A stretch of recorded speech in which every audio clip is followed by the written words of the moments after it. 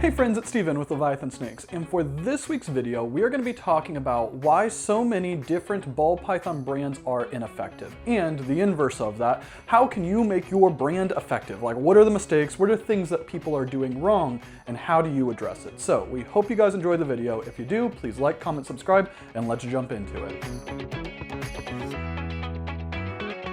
Very first thing that I think that happens so often when it comes to ball python brands, ball python marketing, is that people, when they start their ball python brand, will focus so much on the logo that they won't pay attention or even know that there's so much more that goes into a brand besides just the little icon that might appear in a social media profile.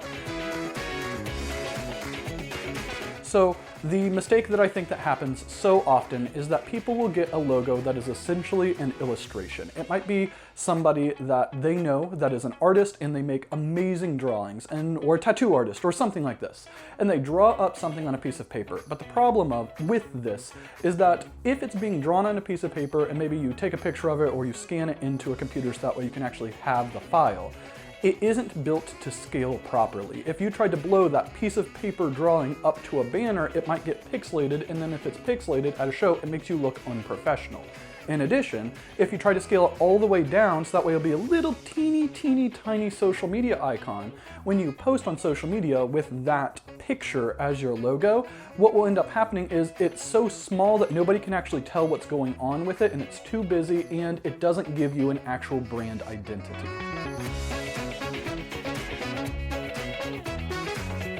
When it comes to the design aspect of logos, I think that simplicity is key. And this doesn't necessarily mean that you have to go minimalistic. There's a difference between minimalism and simplicity. When I say simplicity, I say that you should have one major design element that serves as your logo, your key. And for us at Leviathan Snakes, it's the planet shape.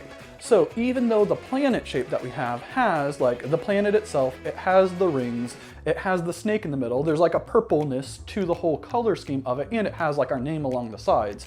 Realistically, the simplicity part of our logo is just the shape of the planet. That is what you want to try to convey. You can go super minimalistic. Like if you were going to use our logo and try to make it really minimalistic, maybe it's just the entire shape of the logo in white with a purple snake down the middle. And that's it. And that can be a really cool, awesome logo. And minimalism is going to help you when you want to scale, either big or small, but you don't necessarily need it to be that minimalistic style. So when you are building your logo, what my advice is that you should pick one design element. Like, let's say that you want your design element, your primary theme, to be a skull. And the idea is you want to start from that. So that way, if you see it really tiny, or if you see it really big, you can immediately tell, like, oh, that's a skull. That logo is a skull, or that logo is a guitar, or something like that. You want one primary design element. Then what you want to do is you want to layer on things that will tell anybody who sees that logo what exactly you are advertising, what your brand is about. And for us, it's a snake. So we have the planet as like our signature, if that makes sense. And then the snake is trying to convey to our audience that the snake is saying that this brand that's planet themed is about reptiles or snakes in this specific situation.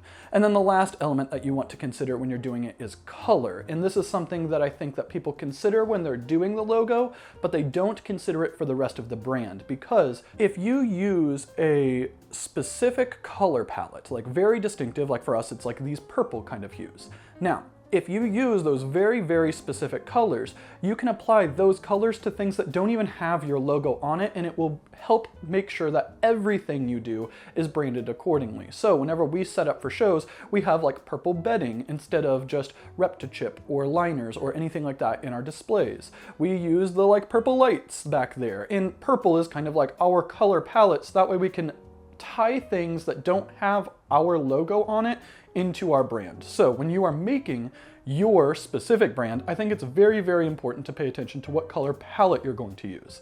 And there are various different things that your color palette says, but we're not going to get into that right now because we're just kind of talking about your logo itself. second thing that I want to talk about, which is way more important than the logo itself, is your brand positioning. And I think that 90% of reptile businesses, a number that I just kind of pulled out of thin air, do not pay any attention at all to who their brand is positioned to serve. So we made a video a couple weeks back where we talk about like target personas and the different types of people who buy ball pythons. And that's where this kind of comes into, is once you understand the different types of personas that are potential customers, you can identify 1, 2, or maybe even 3 of them, depending on exactly how big you are, and say, those are the people that I specifically want to serve because I think that I can serve those people the best. So if you decided that you wanted to serve, again, referencing that other video, a bioactive Bradley, that means that you are going to want to have all vivariums. You are not going to want to use racks for your brand. And this is why I think that it's more important to know your positioning before you make your logo, because your positioning is going to inform way more than just simply your logo. So getting back on topic here. If you are wanting to focus on bioactive Bradleys, which are people who are getting a pet animal but have done a bunch of research and they have decided that the bioactive vivarium, all of those different kind of enrichment things, are the best way to keep ball pythons or reptiles in this specific situation. If you want to target them, you need to appeal to them. So if you are trying to target bioactive Bradleys in all your videos or all your content, you have racks like ARS behind you, they are not going to think that you are being sincere. They do not think that you align with their values. So in this situation, if you know what your brand's positioning is, before you actually start investing in all of your infrastructure, you know what to buy. So if you are going to focus on bioactive Bradleys, you want your enclosures to be bioactive vivariums. You want the animals to be very, very bright and flashy. They may care about pets or stuff like that, like recessive projects, but most bioactive Bradleys are not breeders. They are keepers who just simply want to have a beautiful animal. So in this specific situation, I probably wouldn't be investing in Sunset. I do not think that Sunset is probably an animal that is going to best serve a bioactive Bradley. I would probably invest in bells or bananas because those animals are very bright and flashy and they're very popular with the kind of pet market. And if you have some beautiful, amazing bells and these amazing bioactive enclosures, and you can show them off on Instagram and on YouTube, and you can talk about all of the things that this specific target wants, it's going to make your brand seem better and more important and more attractive to that specific customer. And this is one reason why I think that positioning is way more important than your actual logo itself. But your positioning does tie into your logo, because if you're going in this specific realm and you're trying to target bioactive Bradleys, you decide that you want to be the leading provider of pet ball pythons to people who want bioactive enclosures. If that's your brand's positioning, you can develop a logo that hits on those themes and helps communicate it. Maybe green is one of the very primary color palettes that you choose to use, and it's leaves or things like that that are incorporated as the simplistic, the primary design choice for your logo.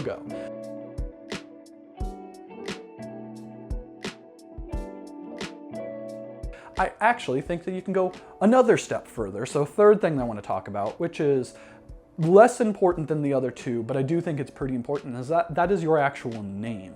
The name of your business is so important. So if you are trying to target, let's say, young children who are really focused on the bioactive area of the hobby, and you're trying to provide pets to people who've never had a reptile before, realistically, the parents are going to be one of the key decision makers. And if the parents are one of the key decision makers, and you have your brand called Suck on My Balls LLC, you're most likely not going to be making very many sales. That target audience, parents of kids who are concerned about bioactive and sustainability within the hobby, they don't want to be buying from somebody who sounds like they're a porn site.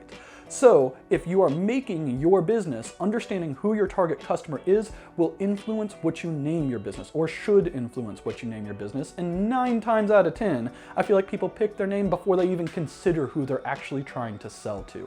And they might pick it because they think it's funny, or because it's their last name, or stuff like that. But realistically, you want to have your brand name, your brand image, your brand voice, all aligned with your position in the market. And if you don't know what your position is, you can't do any of that because you're just kind of shooting in the dark.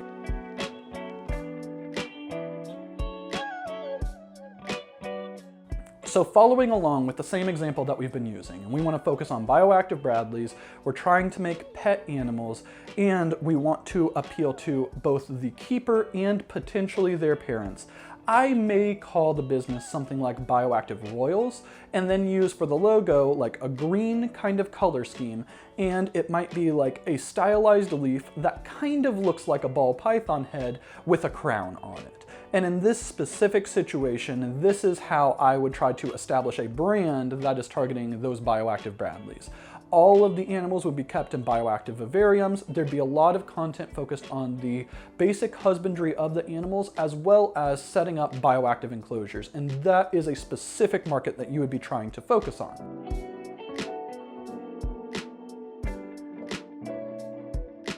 Next thing that I think that people mess up when they are trying to build out their brands is that they think that their brand is their marketing. They think that it's the image that they are presenting to the world, and that they fail to realize that it's not just the image that they are presenting, but it's also the reality of what they're doing in the business. So if you want to say that you are a leading ball python breeder, and that's your brand, that's how you want to establish yourself as one of the best ball python breeders in the world, and your animals are like a cinnamon and a normal and a banana, which I love bananas. I absolutely love bananas, and I think that they fit so well within the pet market. But if you're trying to say that you are one of the best ball python breeders in the world and those are the animals you're working at, it's going to make people not believe you. And because there is a discrepancy, there's a dissonance between what you're actually doing and what you're saying you are doing, it's going to make people not take you seriously, and they're not going to trust you. So I think that it is very, very important to do one of two things when it comes up. One, understand who your target market is, and then if you know who your target market is, that you are building towards that target market and understanding what would appeal to them. So if you're working on pet owners, I think that it would be best to focus on bananas, bells, single gene pies. Those sell really well, they're very flashy, they're amazing for the pet market. If you are wanting to be a leading edge ball python breeder, I think that you should be focusing on higher end projects like Sunset, like Zebra, like Monsoon, things like that. Because if you are saying that you are a leading edge ball python breeder and you're not working with any leading edge projects at all, people aren't going to believe you. So I think that it is so important to know who your target market is.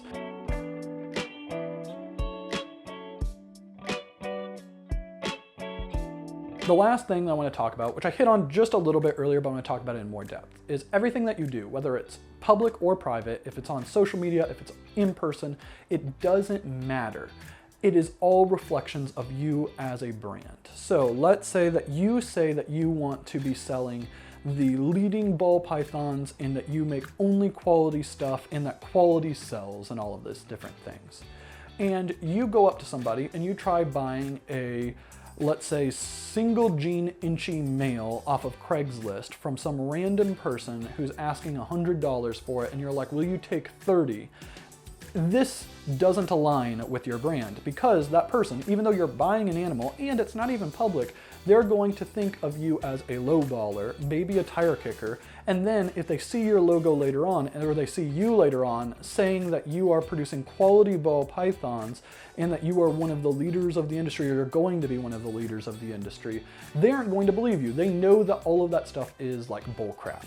So, in my opinion, I think that it is so important to be cognizant of what you are doing, both public and private, within the hobby, and making sure that the actions that you are actually doing with other people, whether, like I said, whether it's public or private, reflect the brand that you want to be, and that they reflect the values that you want to portray to the world. So, I hope you guys enjoyed the video. If you did, please like, comment, subscribe, and we will see you next time.